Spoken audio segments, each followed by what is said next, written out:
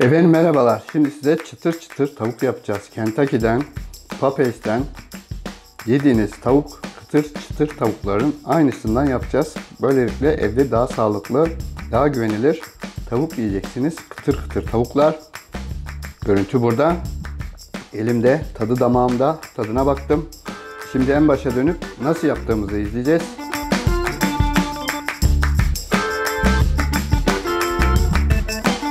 Markete gittim, canım tavuk çekti. Şöyle parça parça hazır satılan bir tavuk buldum. Buna kelebek diyorlar. Tavuk eti olarak en ucuz tavuk eti bu. Bir pakette işte yaklaşık 20 tane falan oluyor.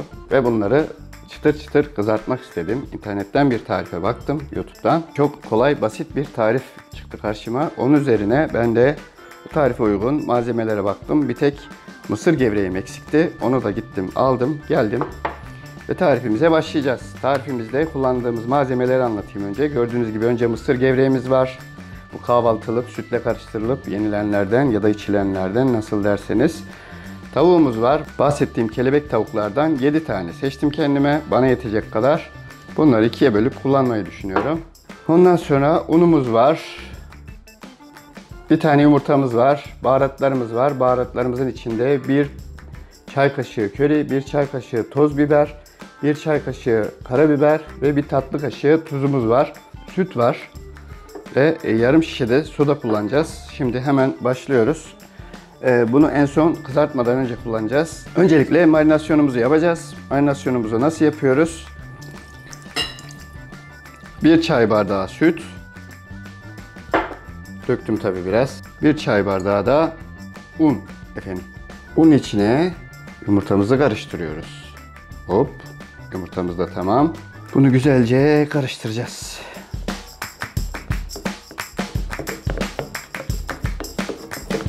Bu hareket aynı zamanda belimizi de inceltir efendim. Topak topak olmayacak şekilde karıştırıyorum. Şimdi sodamızı ekleyeceğiz. Çok güzel gazoz açarım, soda açarım. Evet, üstümü batırırım. Şunu şöyle. Onu bile beceremedim, gördünüz. Tutturamadım yani. Koca lavaboya tutturamadım. Bunun yarısını buna dökeceğiz. Oo, nasıl kabardı, gözüküyor mu?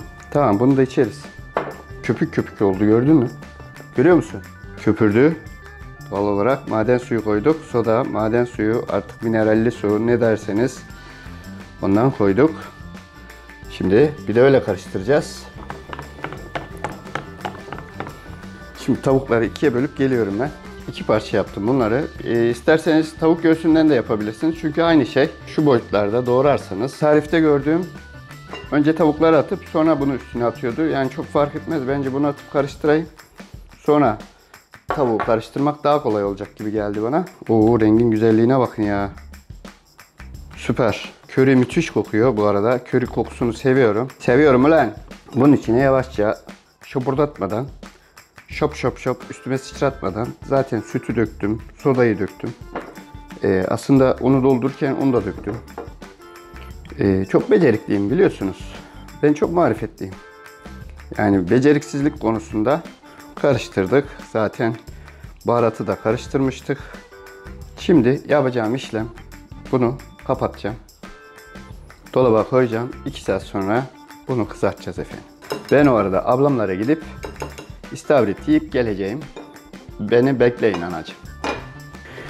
Evet, 2 saatten fazla bir süredir dışarıdayım. Ben bu 2 saatlik süre içerisinde karnımı doyurdum, geldim. Tarifime devam edeceğim. Bunlar da muhtemelen yarın yerim ama hiç belli olmaz. Şimdi de yiyebilirim. Bir parça alıyorum. Kıtırların içinde çok güzel çeviriyorum. Bir yandan kameradan bakıp bir yandan çevirmek tuhaf oluyor. Derinliği kaybediyorum. O yüzden şöyle yapayım. Her tarafı kıtır oldu. Tabağımın içine düzgünce bırakıyorum.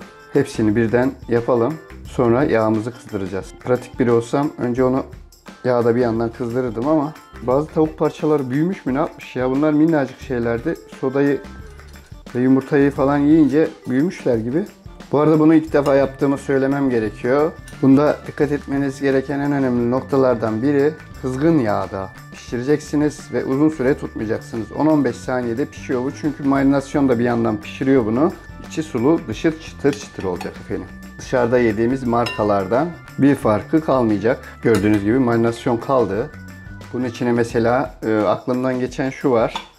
soğanı halka halka doğrayıp buna batırıp sonra kıtıra batırıp yine kızgın yağa atarsam acaba ne olur düşüncesi var kafamda. Sırayla koyuyorsunuz. Kaç tane koydunuz? 3 4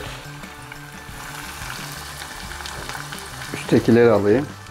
5 Çok böyle birbirine yapışmasın diye hemen çeviriyorum. Koyduğunuz sırayla da çevirin. Bir tur.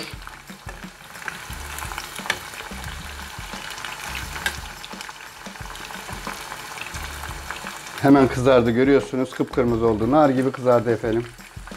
Bunlar hemen pişiyormuş. Şunu hemen aldım. Bekletmeden diğerlerini de alıyorum yakmadan. Bunun içi de pişiyor efendim. Hiç endişe etmeyin dendi. Hatta bundan daha kısa bir sürede aldı. Ben becerikli olmadığım için hemen alamıyorum. Çıtır çıtır efendim, çıtır çıtır.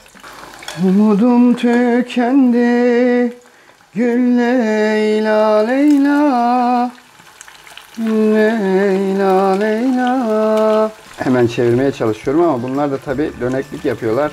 Tekrar eski haline dönüyorlar. Çok güzel kızarıyorlar ama. Şunun tadına bakacağım. Of. Of anam of. Ocağı da yeni silmiştim. İyi oldu böyle kızartma yapma.